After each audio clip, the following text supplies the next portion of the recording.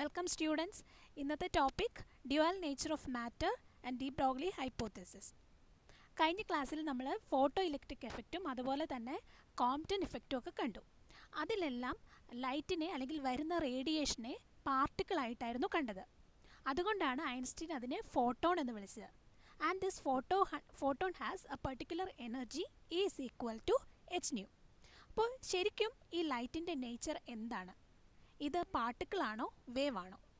നമ്മൾ wave optics ഒക്കെ പഠിക്കുമ്പോൾ അവിടെ പല ഫിനോമിനാസ് കാണാറുണ്ട്, ലൈക്ക് ഇൻ്റർഫറൻസ്, അതുപോലെ തന്നെ ഡിഫ്രാക്ഷൻ. അവിടെയെല്ലാം ഒരിക്കലും പാർട്ടിക്കിൾ നേച്ചർ വെച്ചിട്ടല്ല അതിനെ എക്സ്പ്ലെയിൻ ചെയ്തിരിക്കുന്നത്, അതിൻ്റെ വേവ് പ്രോപ്പർട്ടി വെച്ചിട്ടാണ് എക്സ്പ്ലെയിൻ ചെയ്തിരിക്കുന്നത്. സോ ചില ഫിനോമിനാസ് നമുക്ക് ലൈറ്റിൻ്റെ വേവ് പ്രോപ്പർട്ടി വെച്ച് എക്സ്പ്ലെയിൻ ചെയ്യാൻ പറ്റും, എന്നാൽ മറ്റ് ചിലത് പാർട്ടിക്കിളായിട്ടാണ് റേഡിയേഷനെ കൺസിഡർ ചെയ്യുന്നത്. അങ്ങനെ മാത്രമേ ആ ഒരു ഫിനോമിനെ എക്സ്പ്ലെയിൻ ചെയ്യാനായിട്ട് പറ്റുള്ളൂ. അതുകൊണ്ട് തന്നെ നമുക്ക് പറയാം the light has A dual nature. It is wave and also it is A particle. അതാണ് ഇവിടെ ഞാൻ കൊടുത്തിരിക്കുന്നത്. Light has dual nature, both particle and nature. അതിൻ്റെ ഒരു എക്സാമ്പിളാണ് കൊടുത്തിരിക്കുന്നത്. പാർട്ടിക്കിൾ നേച്ചർ പറയുന്നത് ഫോട്ടോ ഇലക്ട്രിക് എഫക്റ്റിലൊക്കെ പാർട്ടിക്കിൾ നേച്ചറാണ് നമ്മൾ പറയുന്നത്. ഇപ്പോൾ പാർട്ടിക്കിൾ എന്ന് പറയുമ്പോൾ എന്താണ്, നമുക്ക് വേണമെങ്കിൽ പറയാം ലൈറ്റിൻ്റെ ബർത്തും അതുപോലെ തന്നെ ലൈറ്റിൻ്റെ ഡെത്തും പാർട്ടിക്കിളാണെന്ന് പറയാം. കാരണം ഒരു ഒബ്ജക്റ്റിൽ നിന്ന് അല്ലെങ്കിൽ ഒരു പാർട്ടിക്കിളിൽ നിന്ന് ലൈറ്റ് ഉണ്ടാവുന്നു. ഓക്കെ, അതിൻ്റെ ആക്സലറേഷൻ മൂലം ലൈറ്റ് ഉണ്ടാവുന്നു. So it's particle nature. ഇനി ഏതെങ്കിലും ഒരു മെറ്റീരിയലിൽ വന്ന് പതിക്കുകയാണെന്ന് പറഞ്ഞാൽ ലൈറ്റിനെ അബ്സോർബ് ചെയ്തെടുക്കുകയാണല്ലോ. അപ്പം വന്ന് പതിക്കുമ്പോഴും എന്ത് നേച്ചറാണ്? പാർട്ടിക്കിൾ നേച്ചറാണ്. ഇപ്പോൾ ഒരു എക്സാമ്പിൾ പറഞ്ഞത് ഈ ഫോട്ടോ ഇലക്ട്രിക് എഫക്റ്റ് കണ്ടില്ലേ, അതെന്താണ്? ഒരു മെറ്റലിൽ വന്ന് പതിക്കുകയാണ് ചെയ്യുന്നത്. അപ്പോൾ എന്ത് നേച്ചറാണ് കാണിക്കുന്നത്? അത് പാർട്ടിക്കിൾ നേച്ചറാണ് കാണിക്കുന്നത്. എന്നാൽ ഇതിൻ്റെ ഇടയ്ക്കുള്ളൊരു ടൈം, എപ്പോഴൊക്കെ ലൈറ്റ് അല്ലെങ്കിൽ റേഡിയേഷൻ ട്രാവൽ ചെയ്യുന്നോ ആ ടൈമിലൊക്കെ കാണിക്കുന്നതാണ് വേവ് നേച്ചർ. അപ്പോൾ പിന്നെ എന്താണ്, നമ്മുടെ അറ്റ്മോസ്ഫിയറിൽ കൂടെയൊക്കെ മറ്റും ഈ ലൈറ്റിൻ്റെ ഒരു പ്രൊപ്പഗേഷൻ ഉണ്ടാകുമ്പോഴാണ് അവിടെ ഇൻ്റർഫറൻസ് അല്ലെങ്കിൽ ഡിഫ്രാക്ഷൻ പോലുള്ള ഫിനോമിനാസ് ഉണ്ടാകുന്നത്. അപ്പോൾ ഇതാണ് ലൈറ്റിൻ്റെ ഡ്യുവൽ നേച്ചർ എന്ന് പറയുന്നത്. അപ്പോൾ ഫ്രഞ്ച് ഫിസിസ്റ്റ് ആയിട്ടുള്ള ലൂയിസ് ഡി ബ്രോഗ്ലി പ്രപ്പോസ് ചെയ്തു, if radiation exhibits dual nature then matter which consists of particle must also possess wave properties. അതായത് ഇപ്പോൾ ലൈറ്റ് അല്ലെങ്കിൽ റേഡിയേഷൻ പാർട്ടിക്കിളിൻ്റെ നേച്ചർ കാണിക്കുന്നു. അങ്ങനെയാണെങ്കിൽ മാറ്റർ എന്ന് പറഞ്ഞാൽ എന്ത് മാറ്ററും ആകാം. ഓക്കെ, ഇപ്പം നമ്മുടെ കയ്യിലിരിക്കുന്ന പെൻ, മൊബൈൽ, ബുക്ക്, എന്തും, ഈ എർത്ത്, എന്തും, അതൊക്കെയാണല്ലോ നമ്മൾ മാറ്റർ എന്ന് പറയുന്നത്. അപ്പം മാറ്റർ എല്ലാം ഉണ്ടായിരിക്കുന്നത് എങ്ങനെയാണ്? പാർട്ടിക്കിൾ വെച്ചിട്ടാണ് മാറ്റർ ഉണ്ടായിരിക്കുന്നത്. ഇപ്പോൾ ലൈറ്റ് പാർട്ടിക്കിളിൻ്റെ നേച്ചർ കാണിക്കുന്നുണ്ടെങ്കിൽ പാർട്ടിക്കിൾ കൊണ്ടുണ്ടാക്കിയിരിക്കുന്ന മാറ്റർ വേവ് നേച്ചർ കാണിക്കണ്ടേ എന്നാണ് ഫ്രഞ്ച് ഫിസിസ്റ്റ് ഇതിനെപ്പറ്റി ആലോചിച്ചത്. അപ്പം അങ്ങനെ അദ്ദേഹം ഒരു ഹൈപ്പോത്തിസം പ്രപ്പോസ് ചെയ്തു. അതാണ് ഡി ബ്രോഗ്ലി ഹൈപ്പോത്തിസ് എന്ന് പറയുന്നത്. അതായത് if radiation exhibits dual nature then matter which consist of particles must also poses wave properties. ഇനി ഈ മാറ്ററുമായിട്ട് അസോസിയേറ്റ് ചെയ്തിരിക്കുന്ന വേവ്സിനെ അദ്ദേഹം അല്ലെങ്കിൽ ആ വേവ്സിന് നമ്മൾ പറയുന്നത് മാറ്റർ വേവ്സ് അല്ലെങ്കിൽ ഡി ബ്രോഗ്ലി വേവ്സ്. അപ്പോൾ ഇങ്ങനെ ഒരു ഹൈപ്പോത്തിസിസ് വരാനായിട്ട് അദ്ദേഹം ഒബ്സർവ് ചെയ്ത ചില കാര്യങ്ങളുണ്ട്.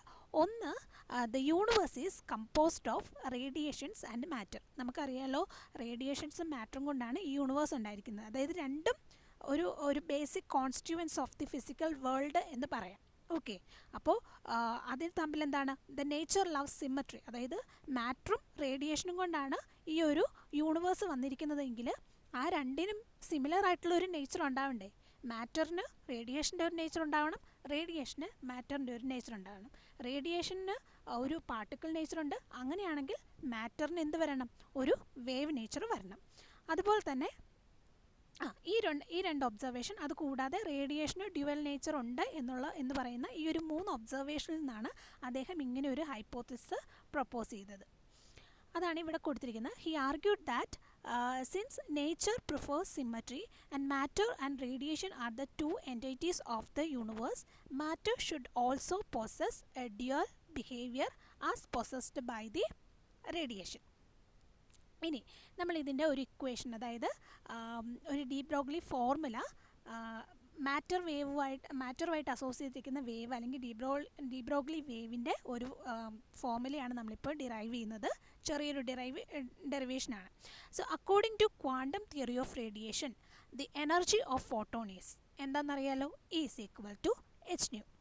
Then according to the theory of relativity we know that E is equal to root of p square c square plus m0 c raised to 4, where p is the momentum, then c is the velocity of the wave, and m0 is the rest mass. Okay, ഇപ്പോൾ ഒരു ഫോട്ടോണിനെ സംബന്ധിച്ചിടത്തോളം photon it's light അല്ലേ. ഫോട്ടോണിനെ സംബന്ധിച്ചിടത്തോളം അതിൻ്റെ rest mass m0 എന്ന് പറയുന്നത് 0 ആണ് അല്ലേ. അതായത് അതുകൊണ്ട് എന്താണ് ഉദ്ദേശിക്കുന്നത്, ഒരു ഫോട്ടോൺ റെസ്റ്റിലായി കഴിഞ്ഞാൽ, റെസ്റ്റിൽ അതായത് മൂവ്മെൻറ്റ് ഇല്ല എന്നുണ്ടെങ്കിൽ ആ ഫോട്ടോണിൻ്റെ മാസ് എന്ന് പറയുന്നത് 0 ആയിരിക്കും. അല്ലെങ്കിൽ തന്നെ നമുക്കറിയാലോ, ഇപ്പോൾ അത് റെസ്റ്റിൽ വരിക എന്ന് പറഞ്ഞാൽ ഒരു ഒബ്ജക്റ്റ് അല്ലെങ്കിൽ ഒരു മാറ്റർ ഈ ലൈറ്റിനെ അബ്സോർബ് ചെയ്തെടുക്കുക എന്നാണ് അതിൻ്റെ അർത്ഥം. അപ്പോൾ അബ്സോർബ് ചെയ്തെടുത്തു കഴിഞ്ഞാൽ പിന്നെ ലൈറ്റ് ഇല്ല. അപ്പോൾ അതുകൊണ്ട് തന്നെ അതിന് ഒരു റെസ്റ്റിൽ വരുന്നു എന്ന് പറയുന്നൊരു കൺസെപ്റ്റ് പോലും പറയേണ്ട ആവശ്യമില്ല. അതുകൊണ്ട് നമുക്ക് പറയാം rest mass of the photon is 0 എന്ന്. എന്നാൽ നമ്മൾ ഇലക്ട്രോണിൻ്റെ കോംപ്റ്റൻ ഇഫക്റ്റ് ഒക്കെ പറഞ്ഞപ്പം എന്താണ്, ഇലക്ട്രോണിനൊക്കെ ഒരു പെർട്ടിക്കുലർ റെസ്റ്റ് എന്ന് പറഞ്ഞാലും ഒരു മാസ് ഉണ്ട്. പക്ഷേ ഇവിടെ ഫോട്ടോൺ ഇറ്റ്സ് ലൈറ്റ്, അല്ലെങ്കിൽ അതിന് റെസ്റ്റിൽ വരേണ്ട അങ്ങനെ ഒരു സങ്കല്പമില്ല. അതുകൊണ്ട് തന്നെ m0 എന്ന് പറയുന്നത് 0 ആണ്. അതുകൊണ്ട് തന്നെ ഈ ഒരു ഇക്വേഷൻ എന്താകും, ഈ ഇക്വേഷൻ്റെ അകത്ത് m0 0 ആയി കഴിഞ്ഞാൽ E is equal to root of p square c square വരും. ഇപ്പോൾ root of p square c square എന്ന് പറഞ്ഞാൽ എന്താണ്, പി സി അല്ലേ. E is equal to p C.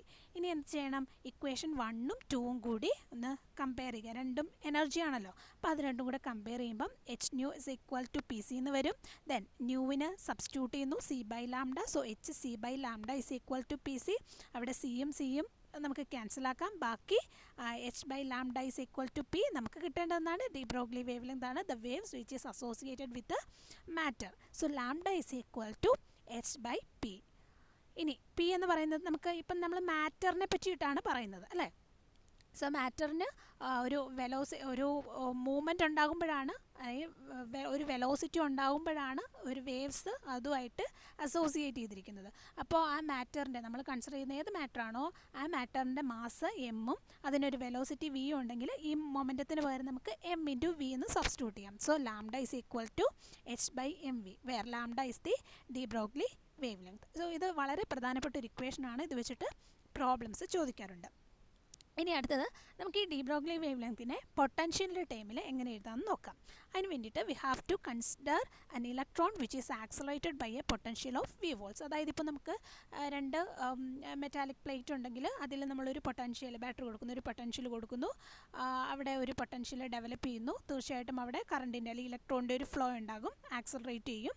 So അങ്ങനെ ഒരു electron which is accelerated by a potential of V volt. Then of course അതിനൊരു ഇലക്ട്രോണിൻ്റെ ഒരു എനർജി അല്ല, അതായത് വെലോസിറ്റി ഉണ്ട്. വെലോസിറ്റി ഉണ്ടെങ്കിൽ എന്താണ്, അതിനൊരു എനർജി ഉണ്ട്. ആ എനർജി കൊണ്ടാണ് അത് ആക്സലറേറ്റ് ചെയ്യുന്നത് അല്ലേ. So the kinetic energy gained by the electron എന്ന് പറഞ്ഞാൽ ഹാഫ് എം വി സ്ക്വയർ ആണ്, which is equal to e into V. എന്താണ്, വർക്കാണ് അല്ലേ. ഇ ഇൻറ്റു വി എന്ന് പറഞ്ഞാൽ വർക്കാണ്, അല്ലെങ്കിൽ ആ എനർജിക്ക് ഈ ഹാഫ് എം വി സ്ക്വയറിന് ഈക്വലൻ്റ് ആയിട്ടുള്ള എനർജിയാണ് ഇ ഇൻറ്റു വി എന്ന് പറയുന്നത്. ഇവിടെ സ്മോൾ വി എന്ന് പറയുന്നത് വെലോസിറ്റി ഓഫ് ദ പാർട്ടിക്കിളും ക്യാപിറ്റൽ വി എന്ന് പറയുന്നത് പൊട്ടൻഷ്യലുമാണ്, അപ്ലൈഡ് പൊട്ടൻഷ്യലാണ്. അത് രണ്ടും മാറിപ്പോയത്. So half M V square is equal to E V. Then ഇതിൻ്റെ അകത്ത് velocity square V square is equal to 2ev by M, or velocity of the electron is equal to root of 2ev divided by M. Then the momentum of the electron എന്ന് പറഞ്ഞാൽ എന്താണ്, P is equal to mass into velocity. വെലോസിറ്റിയുടെ equation നമ്മളിവിടെ already കണ്ടുപിടിച്ചിട്ടുണ്ടല്ലോ പൊട്ടൻഷ്യലിൻ്റെ ടൈമിൽ. So ഇതൊന്ന് just ഇവിടെ ഒന്ന് സബ്സ്റ്റിറ്റ്യൂട്ട് ചെയ്യുക. അങ്ങനെയാണെങ്കിൽ p is equal to m into root of 2ev divided by m വരും. അതിൻ്റെ അകത്ത് റൂട്ട് എം ഉണ്ടല്ലോ ഇവിടെ, ഈ റൂട്ട് എമ്മും ഇതും കൂടെ ക്യാൻസൽ ആകുമ്പോഴത്തേക്ക് ഇവിടെ എന്ത് വരും, റൂട്ട് എം വരും അല്ലേ. So P is equal to root of 2mev. ഇത് potential, electronic charge, mass of the electron. Okay. Then de Broglie wavelength associated with electron എന്ന് പറഞ്ഞാൽ lambda is equal to H by P ആണ് നമ്മുടെ general equation. അതിൻ്റെ അകത്ത് പിയുടെ ഒരു substitution, ഇവിടുന്ന് പിയുടെ ഒരു സബ്സ്റ്റിറ്റ്യൂഷൻ ഇവിടെ കൊടുക്കുക. So lambda is equal to H by root of 2mev. So this is the de Broglie wavelength in terms of potential.